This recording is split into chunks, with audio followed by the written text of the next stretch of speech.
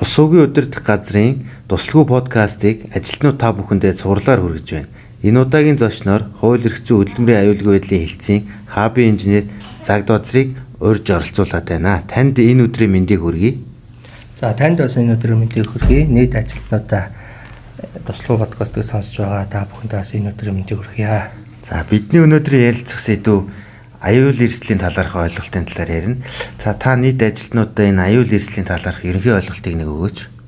За бид өмнөх дугаар дээр ярьсан хөдөлмөрийн аюулгүй байдлын эрүүл ахуйн стандартыг нэвтрүүлсэн. За энэ стандартын хүрээнд биднээс яг хэн юу хизээ яаж хийх вэ гэдэг тогтолцоог арга замыг зааж өгч байгаа гэж ярьж ирсэн байгаа. Тэгэхээр тийм болохоор биднээс энэ тогтолцоог одоо аюул эрсдлийг арилгаж устгахч бууруулахын үйл ажиллагааг зохицуулсан хөдөлмөрийн аюулгүй байдлын эрүүл ахуйн дотоод хяналтын журам гэж баталсан байгаа. За энэ журмын хүрээнд биднээс тухайн аюул эрсдлийг бууруулахаар 5 үе шаттай одоо өслөг шалгалтыг зохион байгуулж оролцож байгаа. За тухайн одоо стандартыг аюул эрсдлийг илрүүлэхийн тулд биднээс анх шатны өслөг шалгалт буюу ажилтан хята хоёр хамтарч хийх өслөг шалгалт байна. За энийг бол өдөр тутам ажил эхлэхийн өмнө гүйцэтгэх нь. За дараагийн өслөг шалгалт нь бол 2 дугаар шатны өслөг шалгалт гэдэг маань тухайн зохион байгуулалтын нэгжийн удирдлага тухайн өслөг шалгалтыг сард 1 удаа хийж явах ёстой. За энэ сард 1 удаа хийхдээ удирдлага өөрөө биечлэн гүйцэтгэх нь үү? За тухайн ажлын хэсэг томилж гүйцэтгэх нь үү? Бусад одоо хяналт шалгалттай хавсаргаж хяналт шалгалтаа зохион байгуулах гэдэг нь бол тухайн удирдлагын зохион байгуулалтын асуудал байгаа. За 3 дугаар шатны өслөг шалгалт гэдэг байна. За байгууллагын зүгээс улиралд 1 удаа гүйцэтгэж явах ёстой. За ажилтнуудад одоо яг ойлголт 3 дугаар шатны өслөг шалгалтыг инженеэр ойлгуулахад жил тутам байгууллагаас зохион байгуулагддаг үйлчлэлийн бэлтгэл ажлыг шалгадаг инженерийн өслөг шалгалт маань одоо 3 дугаар шатны өслөг шалгалт гэж та бүхэн ойлгож болно. За 4 дахь өслөг шалгалт бол мониторингийн өслөг шалгалт байгаа. За энэ өслөг шалгалтыг бол манай хабын бүтэц зохион байгуулалтын нэгж буюу хөдөлмөрийн аюулгүй байдлын эрүүл ахуйн хөдөлмөрийн аюулгүй байдал хууль эрх зүйн хөдөлмөрийн аюулгүй байдлын хэлтсээс зохион байгуулдаг хабын инженерүүд сард 1 удаа заавал нэг зохион байгуулалтын нэгжээр орж за тухайн одоо зөвлөн тусгах за ямар зүйл дээрээ тухайн зохион байгуулалтын нэгжүүд болж байна, ямар зүйл дээрээ болохгүй байна гэдгийг сайжруулж үнэлгээ өгөх энэ мониторинг өслөг шалгалтыг зохион байгуулдаг байгаа.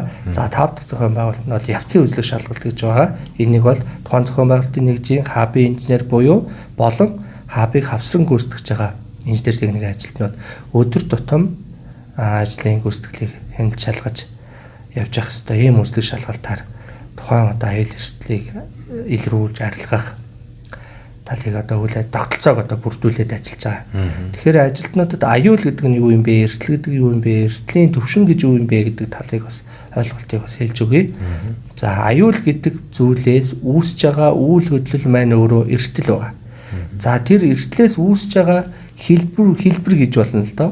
Эрсдлээс үүсэж байгаа нөхцөл байдал нь маань өөрөө эрсдлийн төвшин болоод явах юм. Тэгэхээр биднээс нэг зүйл дээр жишээ авъя.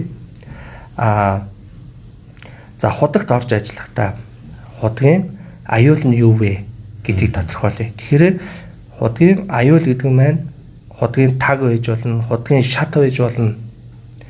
За тухайн таг болон шатнаас үүсэх аюул нь юу юм бэ гэж эрсдэл нь юу юм бэ гэж хэдүүлээ тодорхойлъё. Тэгэхээр тагнаас үүсэх эрсдэл бол биднээс гараа хавчуулах, хөл дээрээ унгаах гэсэн эрсдэл үүснэ. За шатнаас яг бид унах гэсэн эрсдэл үүснэ. За тухайн эрсдлээс үүсэж байгаа хэлбэр маань бид одоо худгийн таганд гараа хавчуулах шахаад өнгөрлөө гэдэг маань бага эрсдэл. За хавчуулаад ингээд яг баг зэрэг хавчуулаа гараа татаад авлаа гэдэг маань дунд эрсдэл. За гараа хавчуулаад ингээд гимтээчлээ, арьсаа яраа цусгойжуулчлаа, эмнэлгийн тусламж авлаа гэдэг маань өөрөө өндөр эрсдэл болоо явчихж байгаа маа. За шатнаас яг энэтэй адилхан мөн шатнаас унж байгаа хэлбэрүүд маань хүний биед ямар нөлөөлөл үзүүлж байгаагаас хамааруулаад эрсдлийн түвшин маань өөрөө өндөр дунд бага гэж байх уу гэдгээсээ хамаарат явчихна. Ингээд энгийнээр ойлгуулад хэлэхэд бол аюул гэдэг маань өөрөө нэр үг. Тэр аюулаас үүсэж байгаа үйл хөдлөл маань өөрөө эрсдэл. Тэр эрсдлээс үүсэж байгаа хэлбэрүүд маань өөрөө эрсдлийн түвшин болоод явчихж байгаа. Тэгэхээр энэ стандарттай холбоотой гаргасан дүрм журмын 5 дугаар журам дээр эрсдлийн удирдлагын тогтолцооны журам байгаа. Энэ журам дээр биднээс энэ эрсдлийн түвшинг яаж тодорхойлох вэ? Эрсдлийг одоо өндөр бага гэдгээр нь яаж тодорхойлох вэ гэдэг хавсралт дөрвдөр нь магадлал үр дагавраар нь одоо А-гаас Д 1-ээс 5 хүртэл 5 хэлбэрээр магадлал үр дагаврын тодорхойлсон байгаа. Тэднээсээс тухайн ажлыг гүйцэтгэхэд ямар аюул байна, ямар эрсдэл байна, тэрнтэй хамааруулаад эрсдлийн түвшингээ тодорхойлох загвар матрицыг бас гаргасан байгаа. Энэчнээс ажилтан маань ашиглаад эрсдлийн түвшингээ тодорхойлох ёстой. Энэ ярианаас бид та бүхэнд аюул гэдэг яг юу юм бэ? Аюулаас үүсэх үйл хөдлөл нь эрсдэл юм байна. Эрсдлээс үүсэх одоо хэлбэр нь одоо бага дунд өндөр гэж хуваагдах нь эрсдлийн түвшин юм байна гэдэг ойлголтыг та бүхэнд багахан энэ хором хугацаанд бол ойлголт өгсөн байхаа гэж бодож байна. Ингээд та бүгдэд хөдөлмөрийн аюулгүй байдал эрүүл ахуйг нэн тэргүүнд тавьж ажиллаарай. Таныг гэр бүлчин хүлээж аваа. Та өглөө ажилдаа инээж гарсан бол орой мөн адил инээгээл очих ёстой. Энэ бол таны үүрэг. Тэгэхээр аюул эрсдлээс бид аюул эрсдлийг бол хэлж биш хийсч ирнэ гэж ярьдаг байсан бол одоо биднээс аюул эрсдлийг урьдчилаад аюулаа илрүүлээд байгаа маань өөрөө үүсэх эрсдлээс өөрийгөө болон бусд хамт олноо хамгаалж байна гэж хэлж ойлгож болно. Тэгэхээр та бүхэн маань аюулын ажлын байран дээр эргүүлж мэдээлж өөрөө чадах зүйлээрээ аюулыг арилгах боломжтой бол арилгаж бай. Боломжгүй бол удирдлагатайгаа хамт олонтойгоо нийлээд аюулыг устдаг. Бүр арилгаж болохооргүй аюулыг бол өөрийнхөө зохион байгуулалтын нэгжийн удирдлагатаа мэдээлж бай, бүртгэж бай. Тэгэд одоо ажиллах ёстой мөн бас аюулаа мэдээлж бай.